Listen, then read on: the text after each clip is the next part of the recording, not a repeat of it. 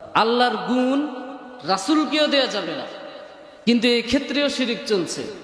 বলা হচ্ছে যে রাসূল গায়েব জানেন। আর বর্তমানের মাজারগুলোতে কবরগুলোতে কি করা হচ্ছে?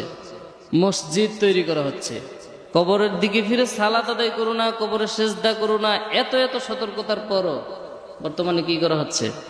আম্মা জান আয়েশা রাদিয়াল্লাহু তাআলা আনহা তাকে একদিন জিজ্ঞেস করছিলেন রাসূল সাল্লাল্লাহু আলাইহি ওয়াসাল্লামকে যে আপনার জীবনে সবচাইতে কষ্টের দিন কোনটি? সবচাইতে কষ্টের দিন সম্ভবত উহুদের দিন। এই দিন আপনার দাঁত মোবারক শহীদ হয়েছে, দাঁত ভেঙেছে, প্রচন্ড কষ্ট পেয়েছেন আপনি। তখন আল্লাহ রাসূল সাল্লাল্লাহু আলাইহি ওয়াসাল্লাম বললেন যে আমার সবচাইতে কষ্টের দিন, তার চেয়েও একটি কষ্টের দিন আছে, আরো বেশি কষ্টের দিন। সেটি হচ্ছে তায়েফের ময়দান। তায়েফের দিন কাফেরেরা আমাকে যে কষ্ট দিয়েছিল। আল্লাহর নবী বিশ্ব নবী জনাবে মুহাম্মদুর রাসূলুল্লাহ সাল্লাল্লাহু আলাইহি ওয়াসাল্লাম বলেন, আল্লাহর কালেমার দাওয়াত দেওয়ার জন্য আমি যখন তায়েফের ময়দানে গেলাম, ইয়ালিল ইবনে কুলাল নামের একজন ব্যক্তি ছিল। তায়েফের মানুষ, ওই লোকটাকে আমি দাওয়াত দিতে গেলাম। আমি ভেবেছিলাম ওই লোকটা প্রভাবশালী একটা লোক ছিল, ভেবেছিলাম সে দাওয়াত কবুল করবে, কিন্তু সে আমার এই কালিমার দাওয়াত কবুল করে নাই তো করে নাই, বরং উল্টো আমার পেছনে দুষ্ট ছেলে পেলেদেরকে লেলিয়ে দিয়েছে। আমি যখন ফিরে আসতেছিলাম, ওই দুষ্ট ছেলে পেলেরা আমাকে পাথর ছুঁড়ে মারতে শুরু করলো। পাথর মারতে মারতে আমার সমস্ত শরীর রক্তাক্ত করে ফেললো। আমার সমস্ত শরীর থেকে রক্ত ঝরেছে। আমি ক্লান্ত হয়ে গিয়েছি, হাঁটতে পারছি না, একটু গিয়ে বসে পড়ে যাই। শরীরের আঘাত যন্ত্রণা সহ্য করতে না পেরে বসে যাই, আবার দাঁড়াই, আবার একটু হাঁটার চেষ্টা করি, আবার বসে যাই, আবার দাঁড়িয়ে হাঁটার চেষ্টা করি, আবার ক্লান্ত হয়ে বসে যাই। এত আঘাতে আমাকে জর্জরিত করেছে। মুসলমান ইমানদার, যেই নবীর শরীরে মশা মাছি বসা পর্যন্ত হারাম ছিল, যেই নবীর শরীরে মশা কামড় দিত না, ওই নবীর শরীরে মানুষ নামের এই অমানুষগুলো, কাফেরগুলো পাথর মেরে মেরে ওই নবীর শরীরটাকে রক্তাক্ত করেছে, এত যন্ত্রণা দিয়েছে। রাসূলের সবচাইতে কষ্টের দিন ছিল এটা। রাসূল আম্মা জান আয়েশাকে শেয়ার করছেন,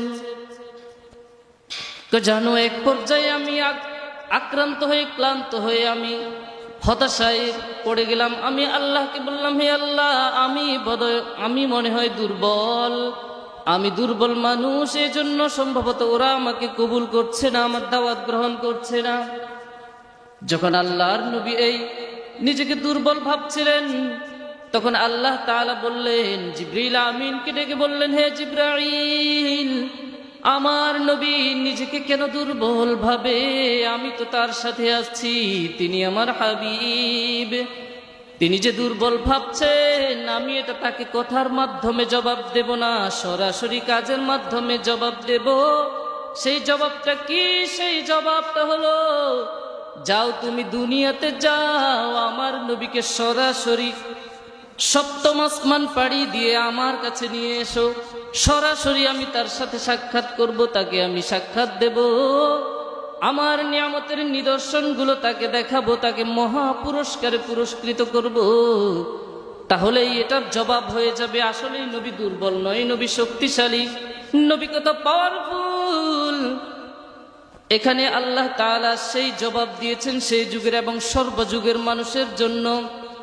আল্লাহ তাআলা ভালো করে জানতেন, এই 1400-1500 বছর পরেও হয়তো না আল্লাহ জানতেন যে একটি যুগে, আধুনিক বিজ্ঞানের যুগে, যখন ইহুদি বেঈমানিরা মহাকাশ জয় করবে, চন্দ্র জয় করবে, তখন তারা আমার নবীর উম্মতদেরকে প্রশ্ন ছুড়ে দিবে যে আমরা তো চাঁদে গিয়েছি, মহাকাশ গিয়েছি, তোমাদের নবী কোথায় গিয়েছে?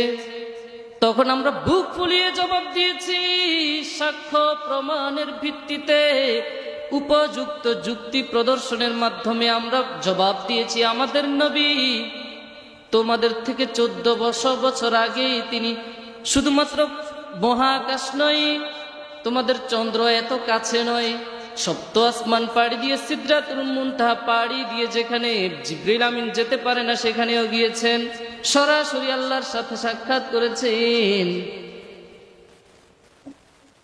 এই জবাবটা আমাদের মধ্যে আছে। সুতরাং এই মেরাজের মাধ্যমে আল্লাহ তাআলা নবীকে সর্বযুগের জন্য সবচাইতে পাওয়ারফুল মানুষ হিসেবে একটা প্রমাণ দাঁড় করিয়ে দিয়েছেন। সেই মেরাজের ঘটনা আমরা সবাই জানি, আমরা সবাই আলোচনা করি, কিন্তু এই মেরাজের গত সপ্তাহে যেহেতু আলোচনা করেছি, আজকে আলোচনা করব মেরাজের শিক্ষা। মেরাজে আল্লাহ তাআলা আমাদের জন্য রাসূলকে কি শিক্ষা দিয়েছেন? পবিত্র কুরআনুল কারীমে সূরা বনী ইসরাঈলের বর্ণিত আছে, মেরাজের রজনীতে আল্লাহ তাআলা রাসূলকে 14টি কর্মসূচি দিয়েছেন, 14 দফা কর্মসূচি দিয়েছেন। বড় আফসোস, মুসলমান, আমাদের সমাজের সব ধরনের মুসলমান বিভিন্ন ইতিহাসের যুগে যুগে কোন নেতা কত দফা দাবি দিয়েছে সবগুলো মুখস্থ আছে, কিন্তু এই মেরাজের 14 দফা দাবি সম্পর্কে আমাদের তেমন কোনো জ্ঞান নেই, ধারণা নেই, আমরা একটু শিখার প্রয়োজন মনে করি না। অথচ এগুলো এত অতীব জরুরি, এত গুরুত্বপূর্ণ, এত আপডেট 14টি কর্মসূচি। এই কর্মসূচিগুলো আমাদের জীবনের সাথে ফিট করার জন্য আল্লাহ তাআলা রাসূলকে নির্দেশ দিয়েছেন, রাসূল আমাদেরকে এই শিক্ষাগুলো দিয়ে গিয়েছেন। এই 14টি কর্মসূচির 1 নাম্বার হলো, আল্লাহ তাআলা পবিত্র কোরআনে বলেছেন, তোমরা আল্লাহর সাথে শিরিক করো না। 14 দফা কর্মসূচির 1 নম্বর কর্মসূচি হচ্ছে আল্লাহর সাথে শিরিক করো না। আমরা সকল মুসলমান এই 14 দফা কর্মসূচিগুলো মুখস্থ করে ফেলবো ইনশাআল্লাহ। এটা অতীব জরুরি একটি, জীবনের প্রতিটি ক্ষেত্রে প্রতিটি পদে পদে এই 14 দফা কর্মসূচিগুলো আমাদের জন্য অতীব জরুরি, ঈমান আমল ঠিক রাখার জন্য। আল্লাহ তাআলা বলছেন 1 নম্বর কর্মসূচি হলো আল্লাহর সাথে শরীক করো না। লা তাজআল মা'আল্লাহি ইলাহান আখার ফাতাকউদা মাযমুমান মাখযুলা। লা তাজআল, বানাইও না, মা'আল্লাহি, আল্লাহর সাথে, ইলাহান আখার, অন্য কোন ইলাহ বানাইও না।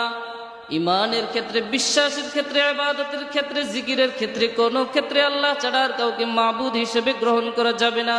যদি করো ফাতাকুদ মাযমুমান মাখযুলা, যদি শিরিক করো তাহলে তোমরা নিন্দিত হবে, লাঞ্ছিত হবে। শিরিক করলে কি হবে? নিন্দিত হবে, লাঞ্ছিত হবে। শিরিক, এজন্য লুকমান হাকিম আলাইহিস সালাম নিজের সন্তানকে তিনি উপদেশ দিয়েছেন, ওয়া ইয ক্বালা লুকমানু লিবনিহি ওয়া হুয়া ইয়াইদুহু ইয়া বুনাইয়া লা তুশরিক বিল্লাহ। নিজের আদরের সন্তানকে বলেছেন, তুমি আল্লাহর সাথে কাউকে শিরিক করো না, ইন্নাশ শিরকা লাযুলমুন আযীম। শিরিক হচ্ছে সবচাইতে বড় জুলুম, সবচাইতে বড়, শিরিককে বলা হচ্ছে সবচাইতে বড় জুলুম।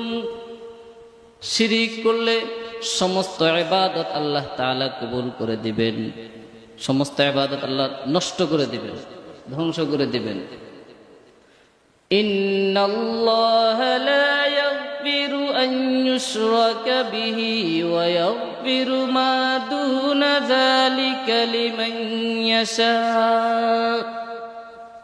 ومن يشرك بالله فقد افترى إثما عظيما لا يغفر أن يشرك به। আল্লাহ তাআলা শিরকের গুনাহ কখনো মাফ করবেন না, একান্ত তওবা করে ফিরে আসা ছাড়া, ওই পথে আর যাব না, এভাবে তওবা ছাড়া এই শিরকের গুনাহ জিন্দেগিতেও মাফ করবেন না।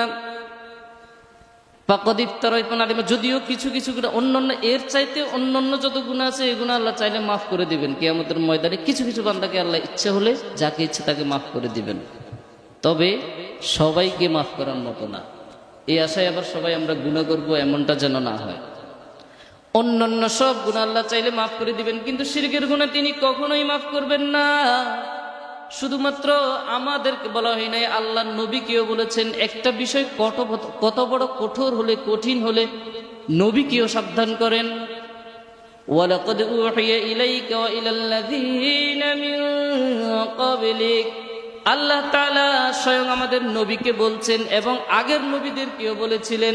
আল্লাহ বলছেন, হে নবী, আমি আপনার আগের নবীদেরকেও বলেছি, আপনাকেও বলছি, আপনি শিরিক করবেন না। লা ইন আশরাকতা, আপনি যদি শিরিক করেন, লা ইয়াহবাতান্না আমালুক, যত আপনার নেক আমল আছে, নবীকে বলছেন আপনার যত নেক আমল আছে সবগুলো ধ্বংস করে দেব। ওয়ালা তাকুদান্না মিনাল খাসিরিন, বলেন নাউযুবিল্লাহ। আপনি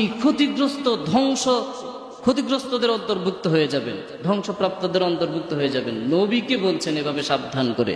তো সেখানে শিরকের ব্যাপারে আমরা কতটুকু সাবধানতা অবলম্বন করা উচিত ভাবুন দেখি একটু। শিরকের ব্যাপারে আমাদের কোনোই সাবধানতা নেই। এটা অহরহ শিরক এমন একটি অজানা দুশ্মনের মতো, মানে অজানা দুশ্মন, মনে হচ্ছে যেন আপনার বন্ধু। একটা মানুষ আপনার সাথে দীর্ঘদিন ছিল বন্ধুর মতো, হঠাৎ করে দিন শেষে সে আপনার বিশাল একটা ক্ষতি করে দিয়ে চলে গেছে। যখন ক্ষতি হয়েছে তখন বুঝতে পারছেন, আগে কিন্তু বোঝেন নাই এই যে কত বড় ক্ষতি করে। হাসরের ময়দানে কত বড় আমলওয়ালা, ইমানওয়ালা, হাজি গাজি নামাজি, কত দান সদকা করনেওয়ালা মানুষ কিয়ামতের ময়দানে আমল নামা যখন পাবে, দেখবে আমল নামায় কোনো নেকি নাই, সব নেকি বরবাদ হয়ে গেছে জাস্ট শিরিক করার কারণে। তাহলে এই সমস্ত আয়াতগুলো থেকে বোঝা যায় শিরিক যে শুধু কাফেরেরা, অমুসলিমরা করে এমন না, এটা মুসলমানেরাও করে। অমুসলিম যারা, তারা তো কুফরি করে কাফের হয়ে গেছে, তারা কাফের, তারা শিরিক করে না। যারা আল্লাহর একাত্মবাদে বিশ্বাস করার পরও ইবাদতের ক্ষেত্রে অন্য কাউকে করে, প্রকার ভেদ অনুযায়ী আলোচনা করবো ইনশাআল্লাহ। শিরিক মুসলমানদের মধ্যেই পাওয়া যায় অহরহ। কত বড় বড় আলেম শিরিকের মধ্যে লিপ্ত রয়েছে, কত পীর সাহেবের খানকাও শিরিকের মধ্যে লিপ্ত রয়েছে, কত বড় বড় নেতা নেত্রী শিরিকে লিপ্ত রয়েছে, কত মসজিদ আছে, ইমাম মুয়াজ্জিন মুসল্লি সবাই শিরিকে লিপ্ত।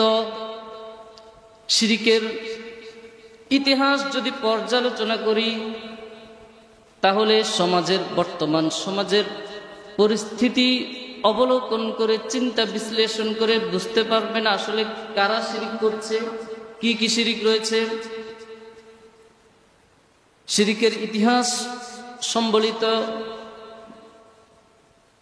আল্লাহ তাআলা কোরআনেও বলেছেন এবং আব্দুল্লাহ ইবনে আব্বাসের একটি ব্যাখ্যা থেকেও পাওয়া যায়, সেটাই এখন বর্ণনা করব। আল্লাহ তাআলা বলেন, وَقَالُوا لَا تَذَرُنَّ آلِهَتَكُمْ وَدًّا وَلَا سُوَاعًا وَلَا يَغُوثَ وَيَعُوقَ وَنَسْرًا। এখানে আল্লাহ তাআলা কিছু নূহ আলাইহিস সালাতু ওয়াস সালামের যুগের কিছু নেক বান্দা পীর আউলিয়াদের কথা উল্লেখ করেছেন নাম ধরে ধরে।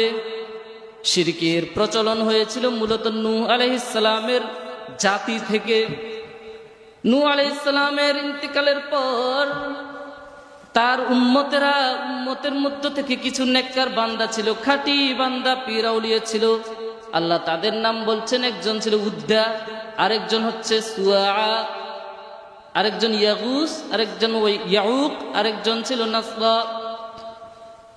এখানে 5 জন আল্লাহর ওলির নাম ধরেছেন। তারা এক একজন এক এক গোত্রের, এক এক জায়গার, এক এক স্থানের মানুষ ছিলেন।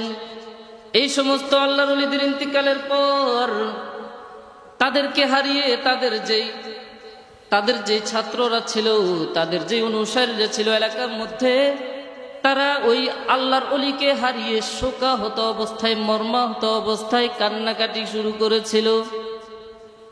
ভালো লোকেরা মারা গেলে অনেক সময় আমাদেরও খারাপ লাগে, কান্না আসে না? একটা পরিচিত দেশের পরিচিত সাধারণ আলেম মারা গেলে আমাদের কান্না আসে না? আহমদ শফি হুজুরের ইন্তেকালে অনেককে কাঁদতে দেখেছি, চেনে না, পরিচিত না, বাহিরের মানুষ, সাধারণ পাবলিক। আল্লামা দেলাওয়ার হোসেন সাইদি, ওনার লাশের ভিডিও দেখে অনেক মানুষকে কান্না করতে দেখেছি। এই যে আল্লাহর ওলিদের প্রতি যে একটি মহাব্বত, এই মহাব্বত আল্লাহর জন্য। কার জন্য? খাঁটি আল্লাহর জন্য এই মহাব্বত হতে হবে, তাহলে এই মহাব্বতের মধ্যে শিরিক হবে না।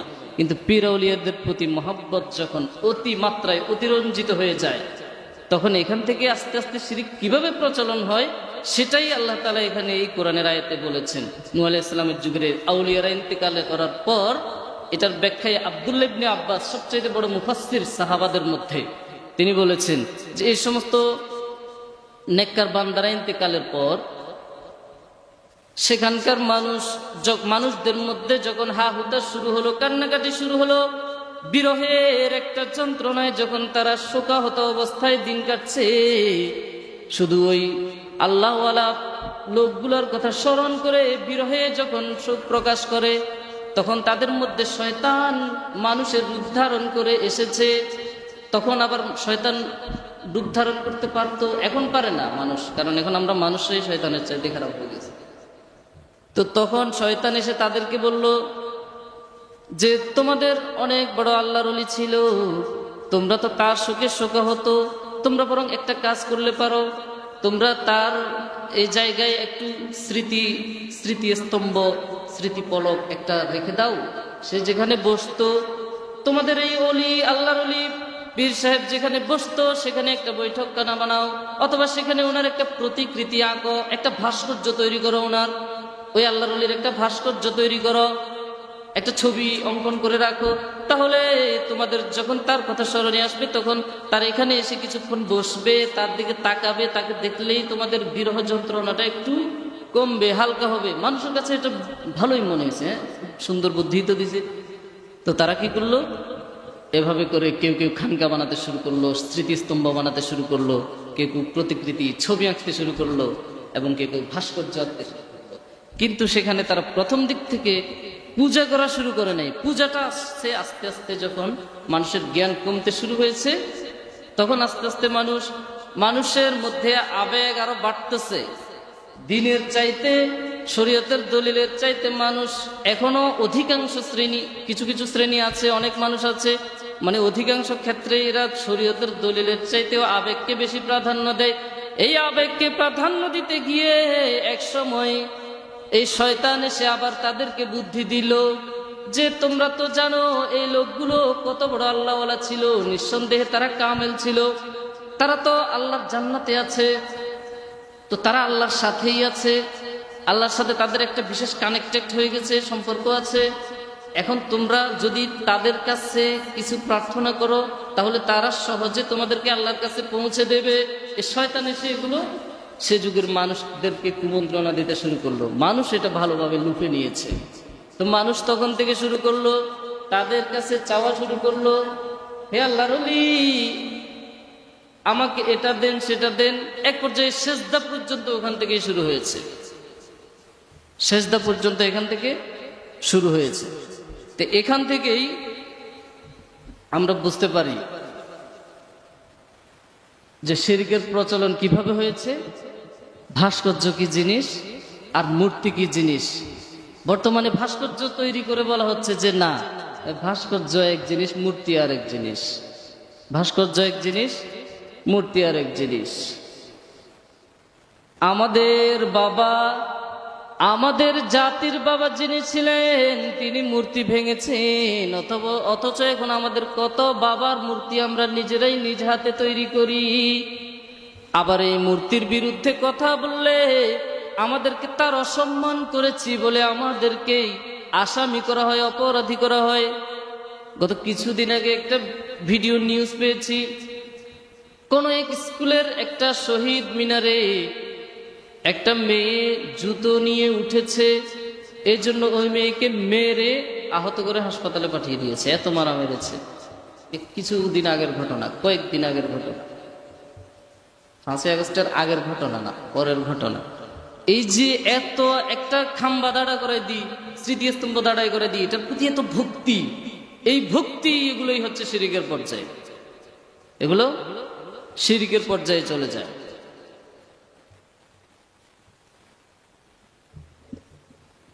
বুখারী শরীফের 427 নম্বর হাদিসে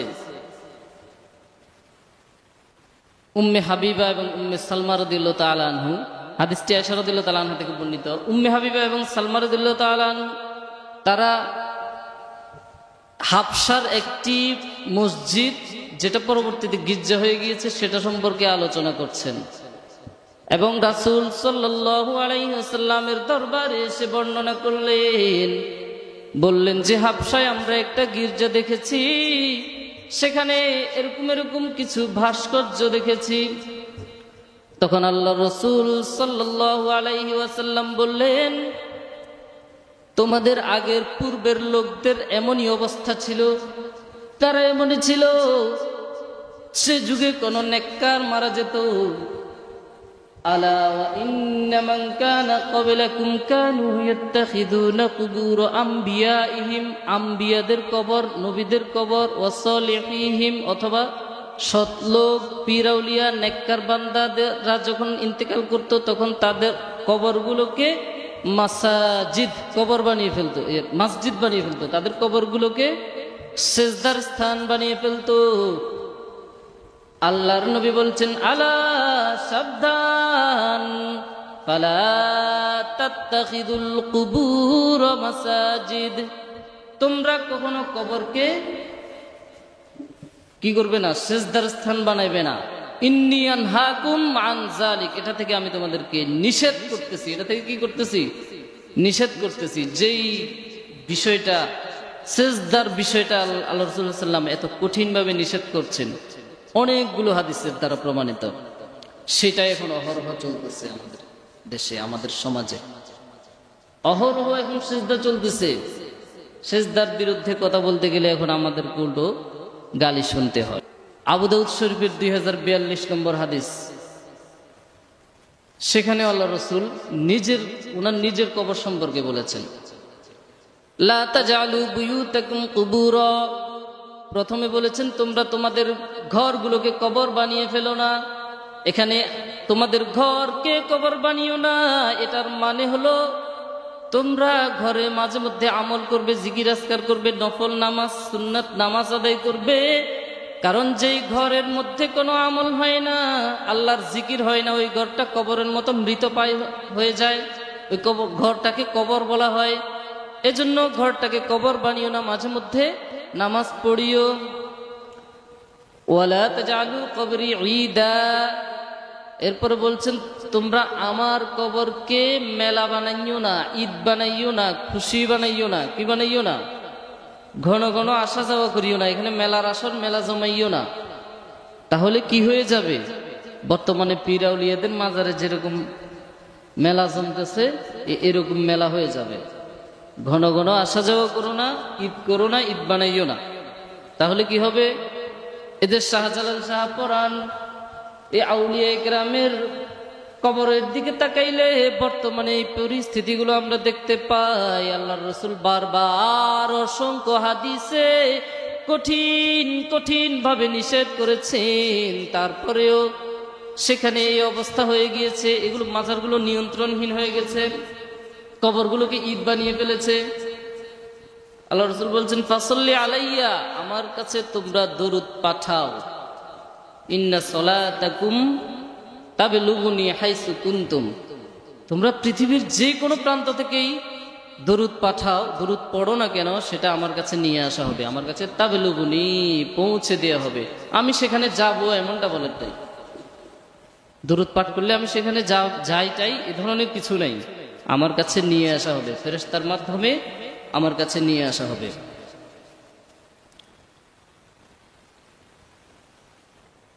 সুনানে আবু দাউদ শরীফের আরেকটি হাদিসে আল্লাহ রাসূল সাল্লাল্লাহু আলাইহি ওয়াসাল্লাম বলেছেন, লা তাজআলু আলাল কুবুর, তোমরা কবরের উপরে বসো না, এবং ওয়ালা তুসাল্লু ইলাইহা, কবরের দিকে মুখ করে নামাজ পড়িও না। মুখ করে কি করিও না, বলা হচ্ছে সালাত আদায় করো না।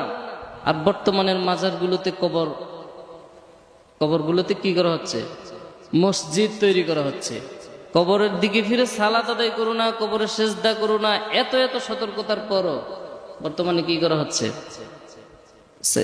মাজার তৈরি করা হচ্ছে, সালাতের জায়গা তৈরি করা হচ্ছে, সেজদা অহরহ প্রকাশ্য সেজদা দেওয়া হচ্ছে।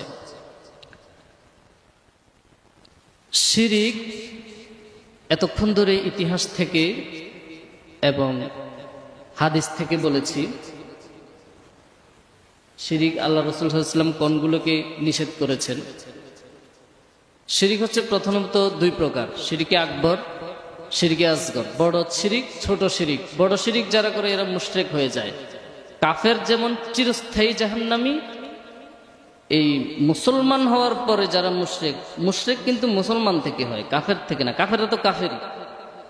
মুসলমান থেকে যারা এই আল উমাইয়ুমিনু আকতারুহুম বিল্লাহি ইল্লা ওয়া হুম মুশরিকুন, আল্লাহ মুমিনদেরকে বলতেছেন যে হে মুমিনরা তোমরা শিরিক করো না।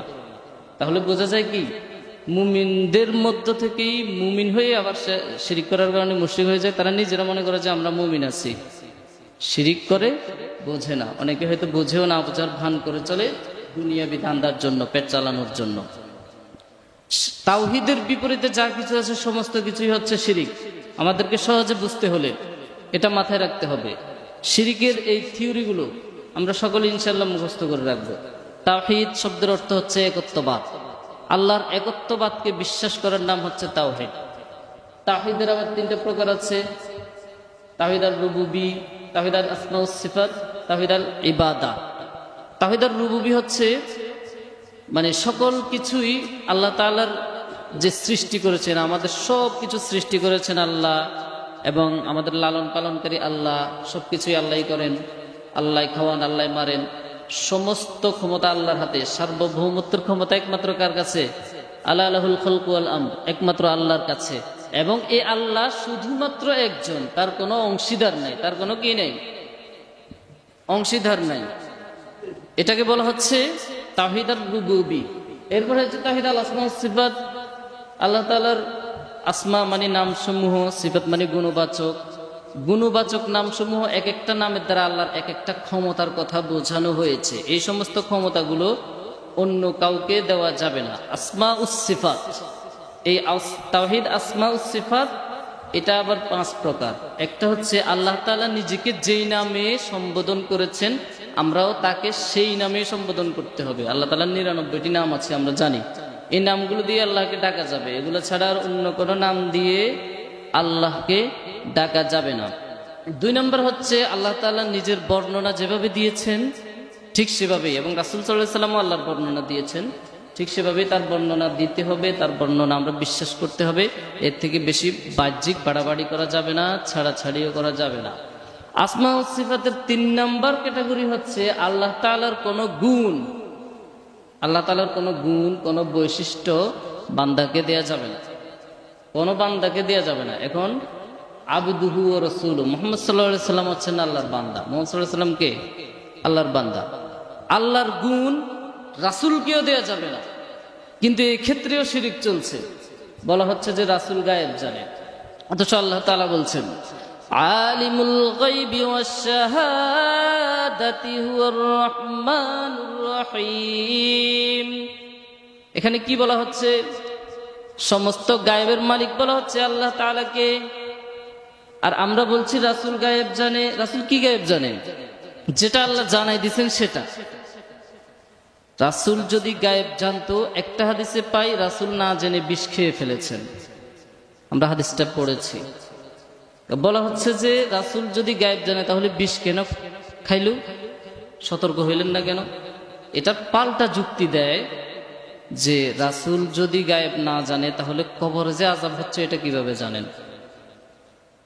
কবরে যে আযাব হচ্ছে এটা কিভাবে জানেন? সিম্পল উত্তর, আল্লাহ জানাই দিয়েছেন বিদায় জানেন।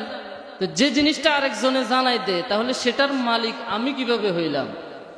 আমার একটা খাজুর গাছ আছে, আমি আমার গাছ থেকে একটা খাজুর আপনাকে দিলাম, দেওয়ার পর আপনি এটা খাইলেন, আপনি কি খাজুর গাছের মালিক হবেন? নাকি জাস্ট যেটা আপনাকে দিছি আপনি সেটার মালিক, সেটা জানেন? গায়েব একটা দুইটা আল্লাহ রাসূলকে যেগুলো জানাইছে সেগুলো জানছেন, তাই বলে তো গায়েবের মালিক বলা যায় না। গায়েবের মালিক বলা যাবে শুধুমাত্র কাকে? একমাত্র আল্লাহ তাআলাকে। ইন্নাল্লাহা ইনদাহু ইলমুস সাআহ। এই আয়াতের মধ্যে 5টি এমন বিষয়ের কথা বলা হয়েছে যে বিষয়গুলো রাসূল সাল্লাল্লাহু আলাইহি সাল্লাম নিজেও জানেন না, শুধুমাত্র আল্লাহ জানেন। তাহলে একটা আয়াতে এখানে 5টা বিষয় বলা হয়েছে, এগুলো যদি রাসূল না জানেন তাহলে রাসূল কিভাবে গায়েবের মালিক হলেন?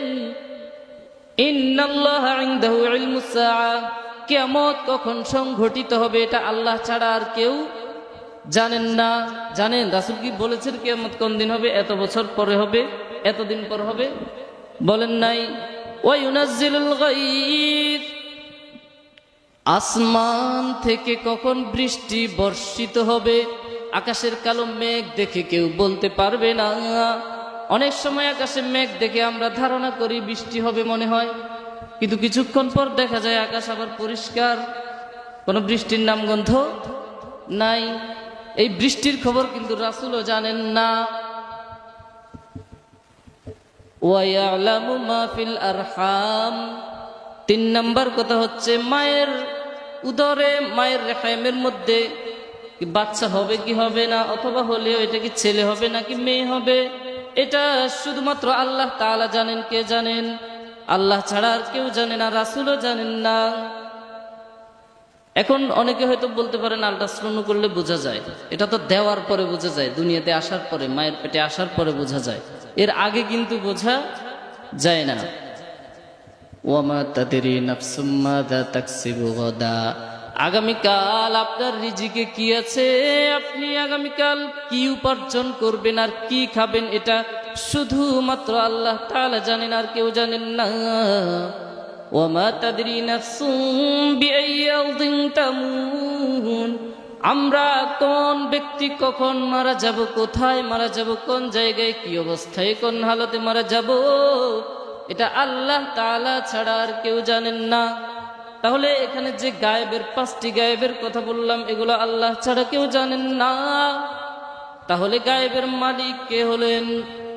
এই যে আল্লাহ তাআলার গুণগুলো, আল্লাহ তাআলার বৈশিষ্ট্যগুলো এখন বান্দাকে দিয়ে দেওয়া হচ্ছে, বলা হচ্ছে রাসূল গায়েব জানে। তাহলে এটা কি শিরিক হবে কি হবে না? এটা তাওহীদ আল আসমা ওয়াস সিফাতের 3 নম্বর ক্যাটাগরি বলছি। আল্লাহর গুণ অথবা বৈশিষ্ট্য কাউকে দেওয়া যাবে না। এরপরে 4 নম্বর হচ্ছে আল্লাহর নাম অন্য কাউকে দেওয়া যাবে না। বিষয়টা কিন্তু খুব মারাত্মক। আল্লাহর নাম অন্য কাউকে দেওয়া যাবে না। আল্লাহর নাম দিয়ে কোনো মানুষকে ডাকা যাবে না, এটা আমাদের সমাজে অহরহ চলে। এজন্য বলছি এটা মারাত্মক। একজন মানুষের নাম আব্দুর রহমান, আপনি তাকে যদি রহমান বলে ডাকেন তাহলে এটা শিরিক। তাওহীদ আল আসমা ওয়াস সিফাতের বরখেলাপ হয়ে যায়, বিপরীত হয়ে যায়। একজন মানুষের নাম আব্দুল মালিক, আপনি তাকে এ মালিক এদিকে আসো, এ খালেক এদিকে আসো, রাজ্জাক এদিকে আসো বলা যাবে না। রাজ্জাক ভাই, মালিক ভাই, রহমান ভাই, রহিম ভাই। রহমান তো আল্লাহ, আল্লাহ আপনার ভাই হলো কেমনি? মানুষকে কিভাবে রহমান রহিম ডাকা যায়? খালেক ভাই, মালিক ভাই ডাকা যাবে না। এগুলো সম্পর্কে আমাদেরকে অনেক বেশি করে সচেতন হতে হবে। এগুলো সমাজে অহরহ চলতেছে, আমরা মানে সহজভাবেই ডেকে ফেলি। নাম রাখছে রাব্বি। রাব্বি আছে না অনেকের নাম? রাব্বি মানে আমার প্রভু। রাব্বি অর্থ কি? সহজ সিম্পল বিষয়গুলো, এগুলো সবাই অনেকে জানে, জেনেও এই ভুলগুলো করে থাকে। রব্বি অর্থ আমার প্রভু। কাকে প্রভু ডাকতেছে? শিরিক। আল্লাহর নাম কাউকে দেওয়া যাবে না। 5 নম্বর ক্যাটাগরি হচ্ছে মানুষের কোনো গুণ বা মানুষের কোনো বৈশিষ্ট্য আল্লাহ তাআলাকে দেওয়া যাবে না।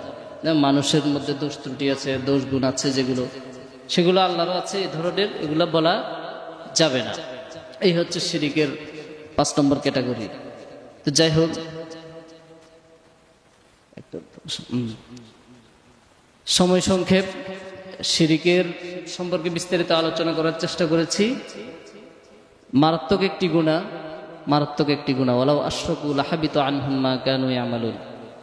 অসংখ্য আয়াত আছে, অসংখ্য হাদিস আছে, সবগুলো বলে শেষ করা যাবে না একটার পর একটা আসলে। যারা শিরিক করে তাদের সমস্ত আমল বরবাদ। তো এমন একটি বিষয় নিয়ে যে এখানে সন্দেহ আছে, বিন্দু পরিমাণ সন্দেহ আছে, সেখানেও আমাদেরকে শিরক থেকে বিরত থাকতে হবে। একটা বিষয়ে যদি সন্দেহজনক হয় সেটা থেকেও বিরত থাকতে হবে, কারণ এটা সবকিছু বরবাদ করে দেয়। সবকিছু যখন বরবাদ করে দেয় তখন কি এটা থেকে বিরত থাকা খুবই জরুরি না? ইমানের বিষয় যেটুকু আলোচনা করেছি, আল্লাহ তাআলা আমাদের সবাইকে, আমাকে, আপনাদেরকে সবাইকে আমল করার তৌফিক দান করুক। আসসালামু আলাইকুম ওয়া রাহমাতুল্লাহি ওয়া বারাকাতুহু ওয়া আখিরু দাওয়ানা আলহামদুলিল্লাহি রাব্বিল আলামিন।